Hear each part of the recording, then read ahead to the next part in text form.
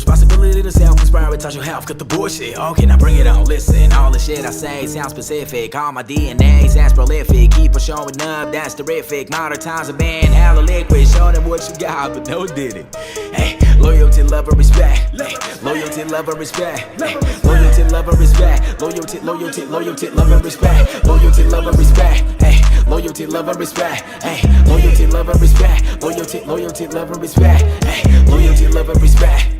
Loyalty, love, and respect. Hey, loyalty, love, and respect. Loyalty, loyalty, loyalty, love, and respect.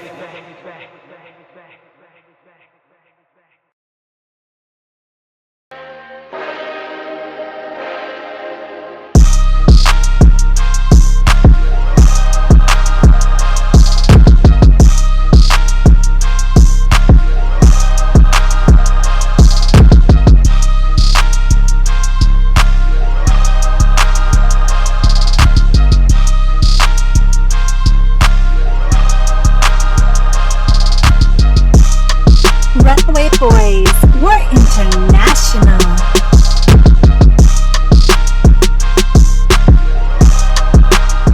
Yo, this is your boy Kurt, aka Honcho Hendo. I'm here with my friend, my homie, my brother, D Whistle. He is a Baiano, he is a Brazilian, but English is on point. He's a rapper, he spent time in the United States, and now we here breaking bread here at Majiba here in Salvador, Bahia. So we're gonna have a little conversation about his life, what his plans are, what his music inspirations are, and things like that.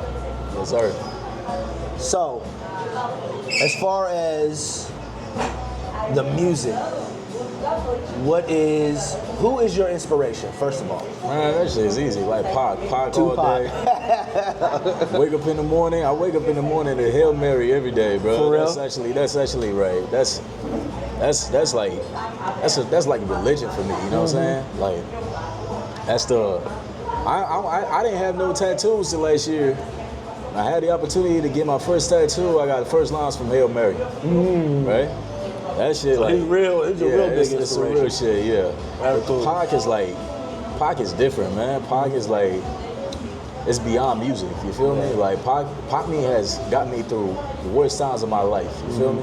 When I was down bad financially, when I was down bad emotionally, when I was trying to get myself, you know what I'm saying, back up, and when life was trying to knock me the fuck out, that's the spot Pac came in, like, man, get your ass up. Get your ass. Ain't no time for you to be down. You know what I'm saying? You got people to provide for, you know what I'm saying? You gotta respect yourself. You gotta respect yourself. You gotta learn how to love yourself. Self-love shit started with Pac. Yeah. So do you look at Pac as a rapper, or is it an inspiration and a poet? Is he like? He a mentor. That's how I think of him. I think of him as a poet. It wasn't. Yeah. He had a message. It's not like he just going out there rapping, trying to get people to twerk and all that stuff. Yeah. When did you first discover Tupac? Was that in the United States? Let's talk about that. Your time in the United States. Yeah. You were there and you got into music there, or were you already rapping before? Yeah, so like when I was like, so my dad, he was in the music business back in the 90s, right? Okay. So my dad was one of Olodum singers back in the 90s. Oh, okay. Yeah, so he traveled all around the world, you know what I'm saying, with the band. And that's how, like, indirectly, that's how I got in touch with hip hop for the first time. Because on one of his trips, he brought back a CD back in '96. He brought that Fugees, The Score. Okay. Yeah, that was the first hip hop CD I ever heard. Right. So that was when I fell in love with hip hop. Lauryn Hill, what's his name? Wyclef, right? Yeah. So that was love at first sight. Okay. Yeah. So I got introduced to hip hop by my father through the Fugees, and then he had some mixtapes like 50 Cent, Ja Rule, Tupac, Eminem, yeah, he had everything, you know what I'm saying, mixed up in one CD. He would pick me up from school bumping that shit. Okay. Yeah, so I was like, I don't know what the fuck he's saying, but I just know like that this shit, I'm vibing to it, you know what I'm saying? I was like 7 to 8 years old. Yeah. So my first contact I had with English was like, okay, I want to know what these motherfuckers talking about. So I went on Google. I typed in the names of my favorite songs, and I would have the lyrics to them. Okay. And I would write the lyrics down, because I ain't had no cell phone back in the day, I would write the lyrics down and I would put the voice recorder next to the speaker so I could record a song and actually listen to it on my way to school. Okay. And I would read off my notes, you know what I'm saying? So you actually made like a, you know, like at the bottom of the TV, they got the legend. Yeah. Or the little subtitle. So you made your own. You wrote your own out. I wrote my own shit. And then that's smart. That was before subtitles. That was before, That was before everything. Before smartphones and everything. Yeah. We ain't had no smartphones back in the day. That's smart. That's smart. Yeah. So was that your first introduction to English through music? Yeah, that was my first introduction. And I would listen to Eminem, Pac, Biggie, Dre, Snoop, you know. That's when I actually fell in love with it. I got to hip hop through the Fugees. When I came across West Coast hip hop, that's when I was like, I lost it. I was like, okay, this is my life right here. Okay. So what year was that? What year was the West Coast hip hop? It was like 2006, 2007. Okay. Yeah. Okay. Yeah, 2001. Dr. Dre, 2001. Probably 2001. Yeah, it came out in '99 though. Yeah, like '99 or 2000. Yeah. That's one of my favorite albums. Yeah. Dog. Like I can let that joint ride. The whole way through. I was this tall, bro. Like, and I would put my the earphones and I would ride to school listening to the song, reading the lyrics that I wrote off in the paper. You know what I'm saying? That's how I actually I didn't know what they were saying. But I would read off the lyrics and I'll be like, okay. So I was getting my brain used to pronunciation. You know what I'm saying? I'm gonna try to repeat it and reproduce exactly how they saying it. You know what I'm saying? I feel like that actually played a major part in me losing my accent. Yeah. You know what I'm saying? Because like nowadays, if I talk to him, I mean, first time we met, you be like, you Brazilian? Like, I didn't. Yeah, that's how it happened. It shocked me, bro. Yeah.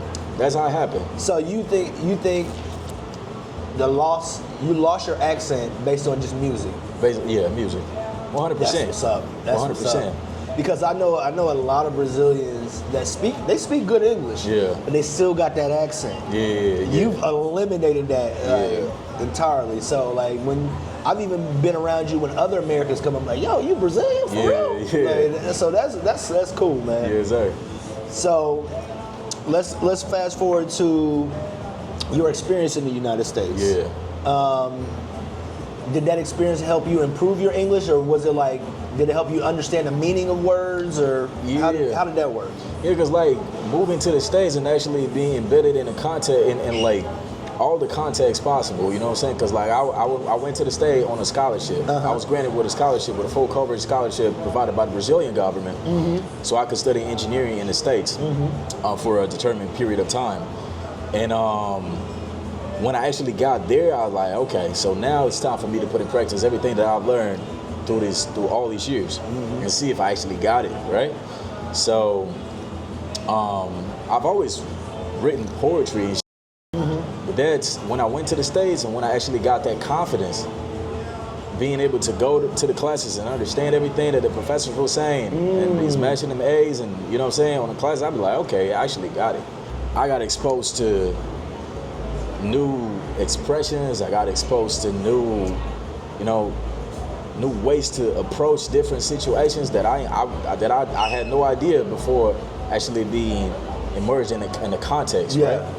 So that's when I felt like it just took off. It just took off from that point. And it was like, I mean, to this day, I feel like that was actually like it was a checkpoint for me, right?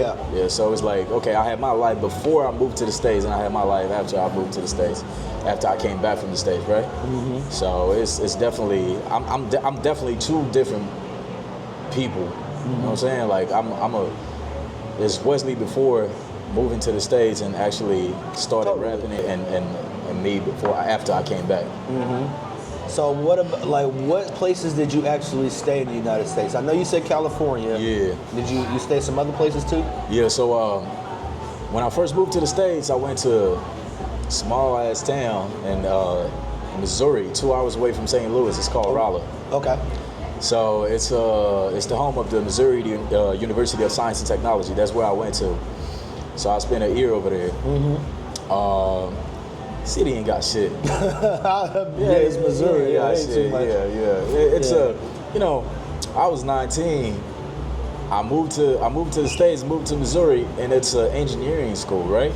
So 70% of the whole community, we're talking about male, we're talking about man, right? Man, out of all these places you could have sent me, you sent me to this. But damn, but the school is dope. Like it's it was the best academic experience I've ever had in my whole life. Like I'm telling you now, like if I had the choice to go back and be like, yo, send me somewhere else, I wouldn't.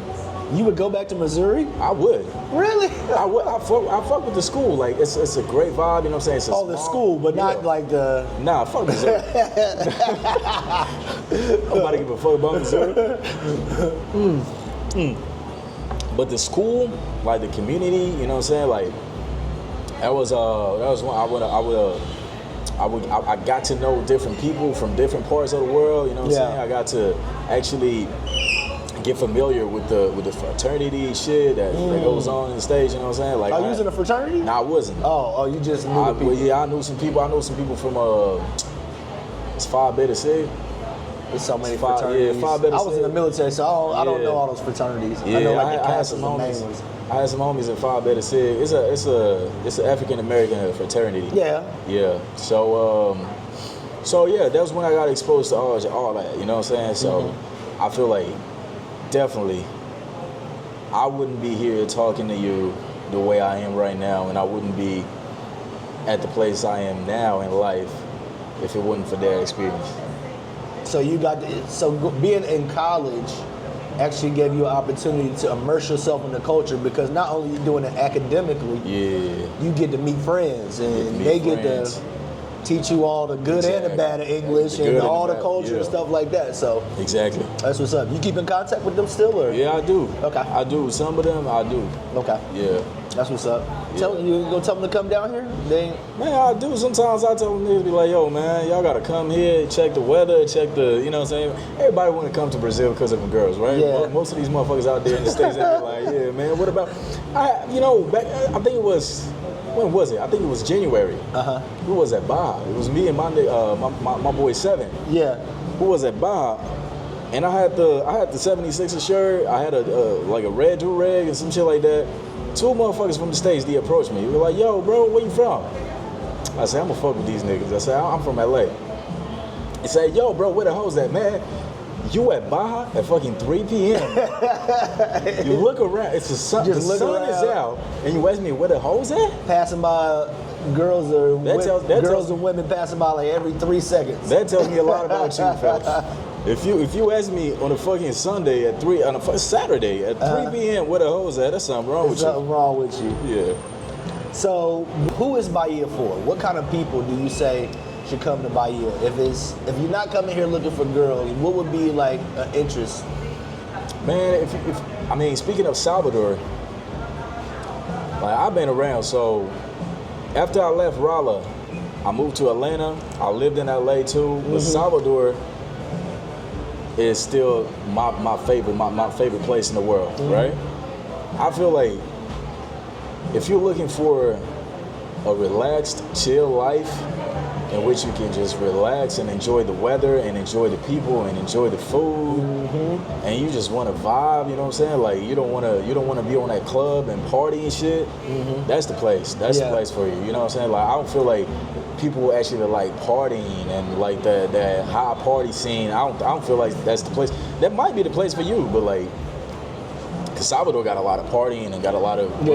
At the same time, I feel like that is more concentrated in Rio and Sao Paulo. Yeah. If you want to come to Salvador to chill, to relax. You know what I'm saying? To have a good time by the beach, enjoy new experiences at restaurants and resorts and some shit like that, because I feel like that's what it's all about. Yeah. I think, I have the same feeling. It's more like, I've done the Rio thing. I did that for years. Yeah. And it's party. But sometimes it's like, yo, I just want to kick it. I just want to chill. Like, here in Salvador, you got that option. It's like, if you want to go out and party, you can. Yeah. I mean, it's not going to have as many options as Rio, and they're going to do things their way. That's the thing about what I've noticed about Salvador. you got to get down with their program. It's like, as a DJ here, there's specific parties for R&B and hip hop and things like that, and that's maybe once or twice a month. If you want to hear samba or pagadão, that's every weekend, 4 parties every weekend. Shit, every day. Yeah, you probably can catch it during the week. Yeah. So it's like, I always tell my wife that Salvador has like this shield around it, like this force field. It's like, yeah, we'll let a couple things slide. We'll let a couple outside influences come in, and it'll be like a specialty. It'll be like a novelty type of thing. Yeah. But we gonna do things our way. We're still protecting the culture. Yeah, we still gonna do it. We gonna talk the way we want to. We gonna listen to music we want to. We gonna eat the food we want to. Mm-hmm. And it's not gonna change. Yeah. So that's why, like, when it comes to hip hop and stuff, I love hip hop. I love DJing hip hop. I know that it's going to take a special kind of experience for it to break through you. Yeah. So that's why when we were talking, I said, like, yo, try to mix outside influence with their influence. Yeah. To see if that might stick. I don't know how the rap scene is. Maybe you can, explain how the rap scene here is. Yeah. But I know it's different from the other parts of Rio and Sao Paulo. Yeah, definitely. Like Salvador, I don't even feel like you got a rap scene. I feel like, okay, it does have a rap scene. But it be that freestyle hip hop, you know what I'm saying? Like make rhymes on the spot type shit. You got a lot of hot artists that come from Salvador. There's a lot of dope ass motherfuckers out there with good rhymes. They got good stage presence, they got everything, but not like artists that will go to the studio and actually release songs and shit like that. So we don't have many of those. And I feel like most of the hip hop parties and the hip hop context that is created in Salvador for the past 2 years, I think we've been involved. In everything about it, because like you don't see no rap parties. Like I got invited to perform at some parties, but it was like R&B, like soul music groups that would ask me to actually do the introduction, do the like the first performance, right? So before they came in and shit. So it's not there ain't no hip hop scene in Salvador. Like I feel like it's still a blank to be explored. Yeah, right? It's still blank to be explored. So do you think in the future is it possible? I feel like it's possible. You feel like it's possible? I feel like it's getting more integrated with the outer atmosphere, you know what I'm saying? That comes from Rio and that comes from the States, that comes from Europe. I feel like eventually that's gonna happen. We've been talking about this shit, you be like, yeah man, I feel like culturally when it comes to the merging of the cultures, I feel like Salvador is actually like 5 years behind. We talk about this all the time. True. Yeah, right? Yeah. So I feel like the first movement, like DJs that play hip hop on the street, you the first one I seen it. To this day, you and Amar and you know all them dudes. Out of all them dudes, you and Amar, dudes that actually play hip hop on the street at these parties, but like outside of y'all, I don't see it happening. Yeah, it's not many. I don't see it happening. I think what first started. Well, the bigger influence I think was Valley Charmy from Rio. Yeah. That made its way up here. Yeah. And it was the R&B in the Valley Charmy that started it. So then kind of like R&B and hip hop kind of like tied together. Yeah. So you see those two, you bring the R&B, the hip hop eventually gonna follow right behind. Yeah. Now they have Paga Down here. Yeah. Now is that considered singing or is that kind of like a rapping thing? What is that? Like, it depends, because there's a lot of motherfuckers that don't have a singing voice, but they do pago down, right? Yeah. And there are some motherfuckers that actually can sing. There's a dude, his name, I'm a big fan of his. His name is Ed City. Ed City, that motherfucker, he hard. He goes hard. He goes way back. That motherfucker, he was on that shit back in 2005, 2006, right? So, and he can sing. He can actually sing. You know, there's a lot of artists that I fuck with in the Pagoji scene. Yeah. But Ed City and Kanadi. Yeah. I fuck with him too. I mean, people talk about a lot of shit about him because, like, okay, I'm not talking about the person. I'm talking about the artist. Yeah. If you analyze the artist, that motherfucker hard. He's hard. Canario. He can. Canario. Canario. Igor Canario. No. Yeah. Those are two different people. Canario and O Canalia. Yeah, O Canalia. Yeah. That's a new one. Okay. Canario, he go ways, but he goes way back too. Yeah. And he a lot of people, you know. Me personally, I don't have anything to say about the person. I've never met him. Yeah. I don't feel like I got the right to throw shade on a nigga name if I ain't never talked to him before, right? I don't know. Like everything I know about him is from the newspapers and from the Instagram. Yeah. And that ain't even fair. Like for me to be saying, oh, he's a shitty ass nigga. Hell nah. Like, but as far as being an artist, that motherfucker hard. Canario, Igor Canario, and Ed City. Okay. Matter of fact, they're older guys. Huh? They're older. They older, yeah. Older rappers. Matter of fact, back in the day, they used to have a beef. Just like in the hip hop scene that we got, you know what I'm saying? We had 50 Cent and Ja Rule, Pac and Biggie back in the States. We had Ed City and we had Canario. Didn't Canario, wasn't he like a politician? He's a politician. That's what I remember him from, because I remember I've seen him on Carnival. Yeah. And he used to talk crap about the police officers. Yeah, he was talking crap about the police, so everybody be in the street fighting and all that stuff during Carnival. Yeah. But he was a politician, which was so crazy. Yeah. You in politics, but you talking F the police and all this other stuff. Yeah, that motherfucker crazy, bro. I love it. Like, yo, he's doing his thing. Like, I can't judge him. Now, is he still rapping? I have no idea. No. Nah, he's singing. I mean, sing. Yeah, man, he's singing, but like, I don't know if he's still in the politics. Mm-hmm.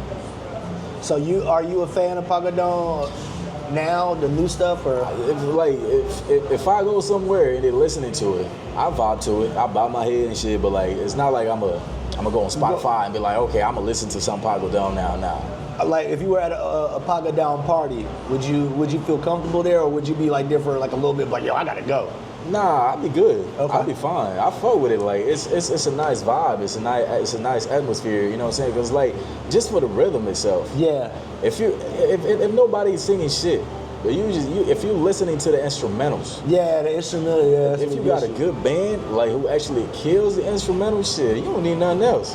It's like no matter what the fuck they say. Yeah. No matter what the fuck they be saying in the songs. Sometimes they don't be saying nothing really. They don't be saying shit. But it's the rhythm. It's the rhythm. It's the vibe. You know what I'm saying? Because it makes it's almost an automatic thing. You know what I'm saying? It makes you want to shake your body. It makes you want to move your body. You know what I'm saying? So sometimes you see the music playing, and like it might be playing forward. We just getting just residual sounds. But you can hear the beat. You can hear the beat. And you see a motherfucker like bobbing his head or shaking his body. You see a girl dancing. Yeah. Like, I seen a video on Instagram, and the dude, I know he wasn't saying that. He was just repeating the same thing over and over again. Yeah. But the beat had the whole crowd dancing. Yeah, the whole crowd because dancing. it's such a unique beat. It's kind of hard to explain. You just gotta hear it. Yeah, you just gotta hear it. You gotta hear it, and it's like almost like it clicks something over on the people's brains here in Bahia. Yep. Once they hear that sound, that certain beat, yeah, that's what it just I'm goes talking off. about. That's what I'm talking about. Sai do chão, bota pra virar, bota pra virar. Eu disse no balanço, do balanço, do balanço, do canário, do balanço, do balanço, do balanço, do canário. Bota pra virar, bota pra virar.